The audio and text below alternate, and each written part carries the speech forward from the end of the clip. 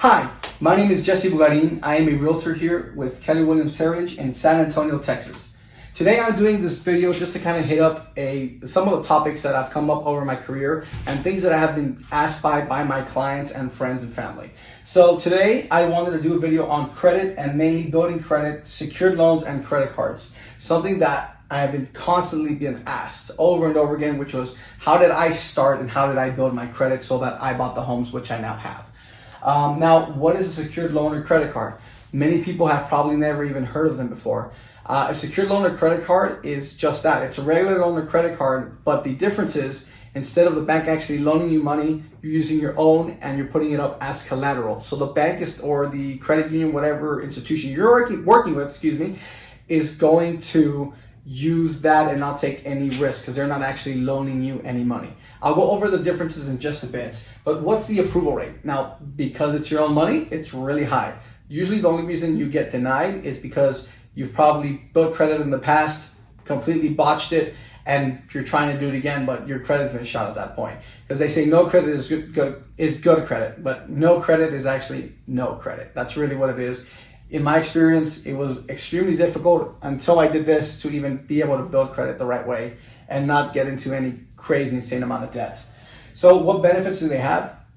Well, first of all, you're not getting into any debt. That's a great thing. A lot of times, I've seen people, I hit up more on this too, but they'll go out and they'll get into a crazy car loan with crazy high interest, and they're doing it because that was the only place they could get approved for. Or they got a credit card with some crazy terms and super high interest again. And again, that's all they could get approved for. So it's better than doing any of that and getting stuck in debt and into some, paying a ton of money on interest because that was the only way to go. When it really isn't, because there are these options. And how soon can you start them? 18 years of age. You can start as soon as you're 18. So if you're in high school, you're just starting college, whatever it may be, that's really the best thing I can tell you is just right at 18, go ahead and start them. Now, they do have a little bit different criteria. One's a little simpler. One has a little more to it and has a little more benefit to it because of it though. But I'll hit that up in just a second. And where are they offered? Banking institutions, credit unions, anything like that. So don't go out and go to a credit union. For example, the reason I bring that up is because in my experience, credit unions tend to have just a little bit better service. Again, that's just been my experience. But again, if they offer this at your bank, wherever you are, you don't have to go open up a new, credit card loan or anything. Just ask them if they have one and go through them. That's really about it. Now, again, in my experience, I was about 18, 19 years of age turning into it, but I started building credit really young. And so I went to Walmart, Home Depot, Best Buy, all these places, and would just try to apply, and no one would approve me. I had a job, everything, they just wouldn't approve me. They said, well, you have no credit, you have no credit history, there's no way of knowing if you're actually going to pay back. So I kept looking, and one day I went into the bank, actually credit union, and I asked them, is there any way I can build credit? I keep getting denied, even if it's just for a little bit, so I can start. And they offered me a secured loan. So it literally was, they said, bring $500, which I did. And then I literally gave it to the person from the credit union. They took it, they went to the back, they counted it, they came back and they said, here's $500, we loaned you. But it was my own $500. Again, that's where the secured part comes in and there's no risk. So once they did that, I simply went back and for 6 months, I made a payment of about $86. Now, I actually did that type of loan 2 times. I did it the first time, and the second time, they actually set it up in a way where I would make a payment of $86, and then usually by the following Tuesday or Thursday, it was available in my savings, and that next month, I would pull that same 86 and make it every month for those 6 months. Now, I haven't really seen that one as often, but that's a great one to start if you don't always have the money in hand. In my experience, I did need the money in hand, but now that I've had family members do it, and they haven't had to bring that $500 in hand. Things like that. So that was my experience. It really ended up boosting up my credit. From there, I was able to apply to those places that I wanted to, and I got approved for what I wanted. And that's just really how I started. So I didn't get into any debt. I built the credit, and it ended up working out for me. And that's why a lot of people, unfortunately, have never heard of these. and I wanted to make this quick video to kind of go over and touch base on them. A secured loan. So what is a secured loan? Secured loans take, again, approximately $500 to start. Every place has different terms. Cash in hand is not always required versus a credit card, which you do, and I'll hit that up as well. Great way to save. So the second time I did it, obviously I used that same $86, but typically you're just making an $86 payment every month, and it ends up coming up to about $500. So at the end of those 6 months, you'll have saved about $500, depending on how much you do it for, obviously, but that's typically what it is. And it starts and it ends, and you just make the payment every month. Very simple. There's really nothing else to the secured loan, which is nice. And job history is not required, which in the credit card it is, and I'll explain why in just a second.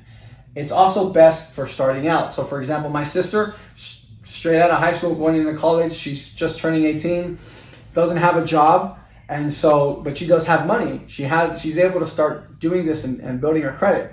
So this is the best place for her to start out at this moment, because she's not really looking to get a job at this exact moment. It might be a while, but in the meantime, she can go ahead and start building credit. So that's really what a secured loan is. Again, you put your own money, which they're saying the bank or financial institution lent you, and then you're paying it back every month, and really you're just saving it in an account, and then at the end you have that money that you've saved up and you've built some credit.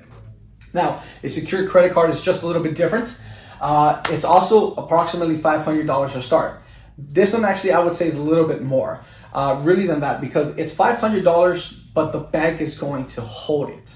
That's the difference. The bank here is going to hold it and is going to say, for whatever you brought us, in this case $500, we're going to give you a credit card with a credit limit of $500. And then the difference here from a loan to a credit card, this is a little bit more to do, but it's better because there is revolving credit. And I'll explain how that works in a second, but that's really the big difference between a loan and a credit card. Is that revolving credit, which in the end builds up more credit and is better that way. The only thing is you need to have that cash in hand, and you need that money that you're gonna spend it on. So you'll have a credit card for $500, you go spend it, and then you need the money that you need to pay back with. So it's not just the $500. If you spend $100, you need that $100 also to make that payment. And that's why they ask for job history, usually about 2 months. Again, you got to see the terms of wherever you're working with, but the reason they're asking that is because obviously it's not just the $500 you've put up, it's the money you've also got to make payments on. So how does it work? How does a secured credit card work? Let's get to work. You've got to work it, and you've got to spend it, but don't max it out. That is key, people. And in credit cards, this is big. This is not just on secured credit cards. This is on all credit cards. I made the mistake of when I was starting out and with my business, they had given me a huge qualification for a loan. It was like $10,000. I had built some credit already at the time. And so I was afraid, I didn't want to tempt myself and having all that money. So I said, no, I only need $2,000. I will use $2,000. Sure enough, I maxed it out. That's what I used. Now, it was beneficial, and that's good credit, good debt that I'm getting into, because, and some people can argue that, but for the most part, it's good debt because I am using that money to build my business, make more money, and it paid back, which it did. So in this case, I maxed it out, and unfortunately, I didn't know that maxing it out hurts you. So you don't want to max it out. In fact, it's best to try not to use over like 50-60% of it, really, is the best way. That way it looks like you're not needing all the money. And if you max it out, it actually negatively affects you until you bring it down.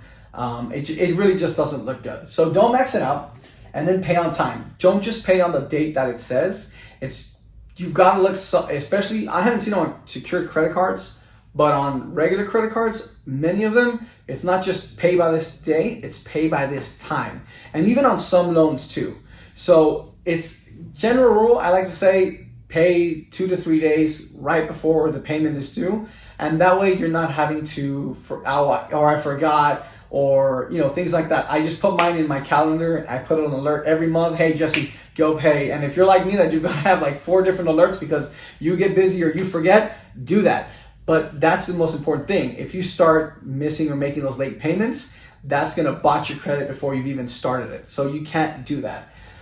And what you're going to do is, like I said, you're going to have that credit limit. You're going to go out to the dinner, go to the movies, get a dessert after, do something fun, spend $100 or $200, something like that. And then what you do is, once you've done that, the first bill comes around. You look at it, but what you want to do is pay it and on time, but you don't want to pay it in full. You want to leave a balance. That's where the revolving credit comes in. So if you were to make a payment, if you were to make a payment and leave a balance, that balance rolls over into next month. And now that it's rolled over into next month, your credit keeps, it keeps going and it keeps going again. It keeps revolving. So next month, you'll have a $30 balance and then you spend another $50.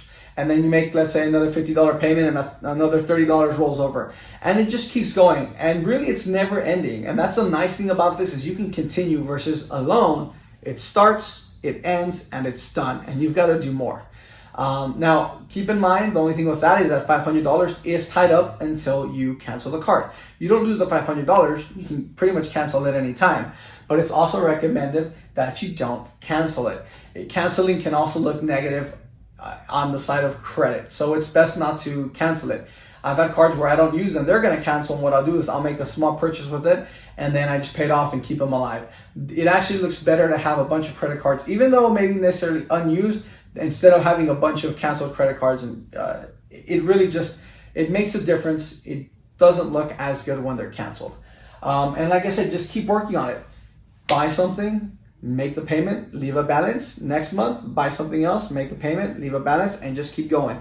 Revolving credit is what you want. There's no point in getting these credit cards if you're not going to use them. That's how you build credit. Now, something else I'd like to point out is sometimes on the regular credit cards, what I would see was I would make a ton of payments on time. Now, if you're late or you miss the payment, they're quick to call you and, hey, what's going on? Where's the money?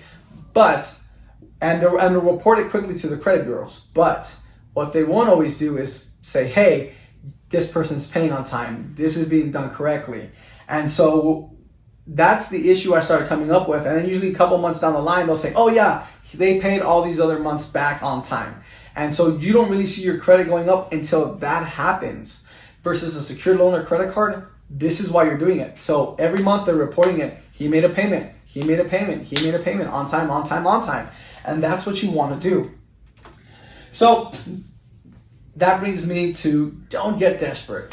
When I started, again, trying to build credit, everyone kept denying me. And it really, I hate to say, you don't want to take, it's not personal, but it felt personal. No one wants to help me. No one wants to take a chance or, take a risk. I'm, super trying to be over here, Mr. Financial and responsible, and no one's doing that for me. And so I would get a lot of cards that would say, hey, you've been approved for, this amount. But then I would look at the crazy high interest and a couple other things, which many people don't do. And they'll be like, yes, I got approved. But you don't look at the terms. And so you end up getting into debt with crazy high interest and a couple other things. And it's not worth it. So watch out for those cards. And again, watch out for those pushy salespeople. On the home buying side, I have had people come up to me and say, Jesse, I just talked to this salesperson. I bought this vehicle and they told me that now I can buy a house because of it. I mean, it helps you in the credit side because obviously you made a purchase and you're going to pay it. But until you've paid it off, you just acquired a ton of debt, which most of the time, because there's a debt to income ratio you need to stay at, you've probably just prolonged the time you need to buy a home. So I ended up having to be the bearer of bad news and say, look, unfortunately now we've run you the numbers and, until you bring this balance down to this much or your, income comes up higher, you're not going to be able to qualify for a home. So please be very careful. A lot of times they're just trying to sell to you. Now, if your end goal is to buy a car, for example, what is your goal? If your end goal is to buy a car, then go for it. My sister wants to build credit to buy a car. Her home is not on her radar anytime soon. So if that's what you're doing, well, then that's fine. Build up your credit, get a great deal on a car, get a great deal on the financing, and that's good. But if your ultimate goal is to try to get to a home, be careful, please, Because if not, you might be thinking you're helping, but you're really doing yourself more harm.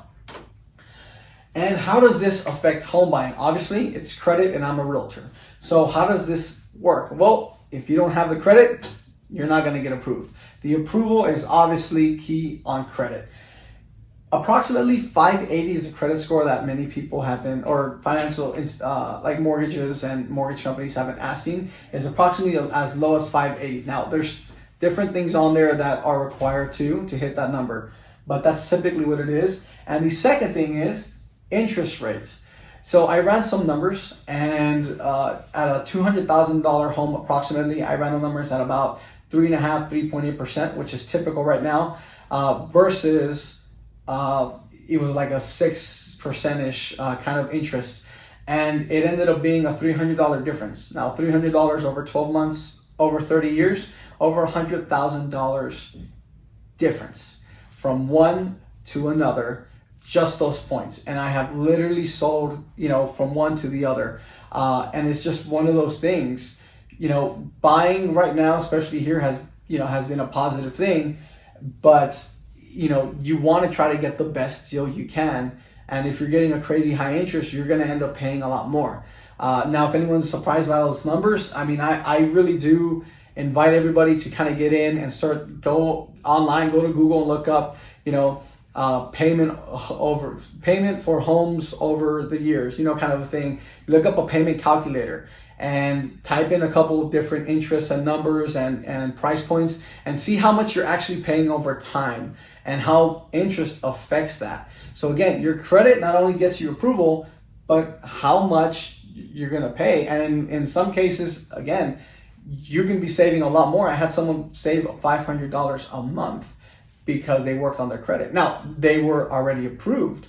They had been approved, but they decided to work on the credit, and then they purchased. So that was a huge difference. And the final thing it affects is the type of loan. Now, some people are saying, I want a perfect ready home, that's what I want. And there's some people who say, no, you know what, I want a home that I want to get the best deal possible. I want to I don't mind putting that, work into it and just getting the best deal and really getting the most out of the home. Now, if your credit isn't high enough, you won't be able to qualify for the loans that accept those types of homes.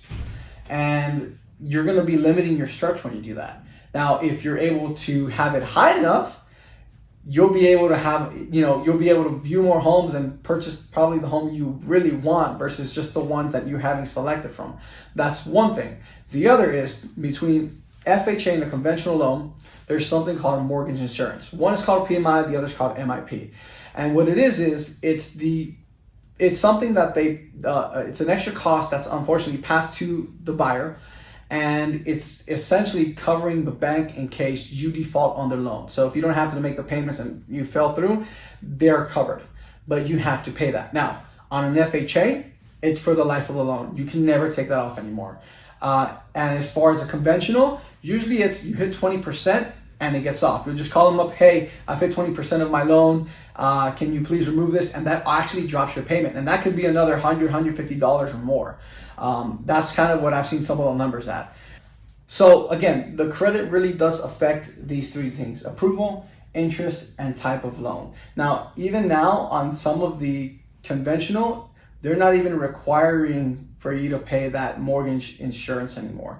A lot of times, typically it's like I said, 20% is typically what it's able to drop off at versus an FHA which stays for the life of the loan. But I've seen it now where sometimes it's only, you don't even need it from the beginning, and you could only need 3%, not even 3.5% on an FHA loan. So things are changing. I do want to say it's getting a lot better for buyers and easier to qualify.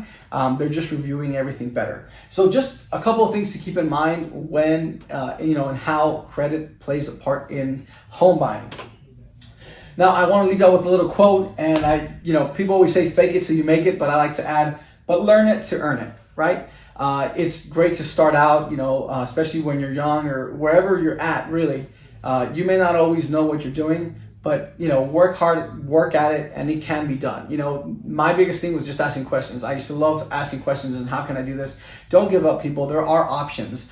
Sometimes you just don't know about them, unfortunately. I'm hoping that some of these videos will help you out. and give you an idea of what you can do, what to expect, and hopefully grow financially, and just as a person in general, be at a better place in your life. And so again, if y'all have any questions, please feel free to give me a call, email me, text me. It's not a problem. I really am just trying to do these videos to help educate. Nothing more than that. If anyone is looking for a home, give me a call. If you're looking to buy or sell, that is fine. Give me a call. I'm more than happy to meet with you, give you buyer consultations. And again, my job here isn't to try to sell to you. It's really honestly to try to educate you. The better educated you are, I think the better everyone's going to be, an economy, people in general as a whole. So thank you so much. I hope y'all enjoyed this video. Do me a huge favor. If there are any more videos that you would like to see, info that you'd like me to touch on, feel free to comment or send me a message. Hey Jesse, this, and I'll do them and I'll get to answer you as quickly as possible. So thank you again so much.